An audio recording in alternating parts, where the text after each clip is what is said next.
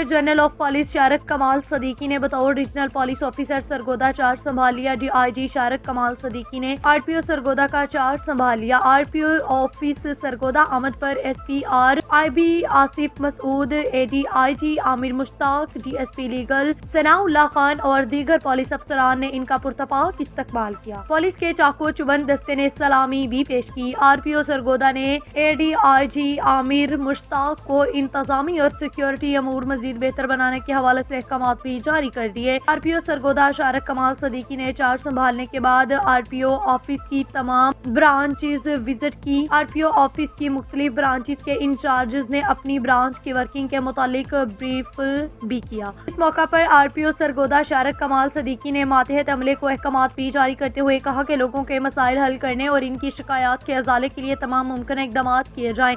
خود احتسابی کے عمل کو اختیار کیا جائے، اپنے اندر فرض شناسی اور ذمہ دارانہ رویہ پیدا کریں تاکہ سروس ڈیلیوری کے عمل کو مزید بہتر بنایا جائے۔ لوگوں کے جان و مال کا تحفظ اور امن و امان کے قیام پولیس کی اولین ذمہ داریوں میں شامل ہیں۔ Are P O Sargodha Shariq Kamal Siddiqui کا مزید کہنا تھا کہ پولیس افسران اور اہلکار خوش اخلاقی سے پیش آئیں، خدمات کی فراہمی کے دوران بہترین پیشہ ورانہ صلاحیتوں کا استعمال کریں، خدمت خلق کو اپنا شعور بنائیں۔ عوام کے مسائل حل ہوں گے تو پولیس کے وقار میں اضافہ ہوگا۔ رپورٹ کر رہے تھے عبدالغفار بٹی، گریٹ نیوز سرگودا۔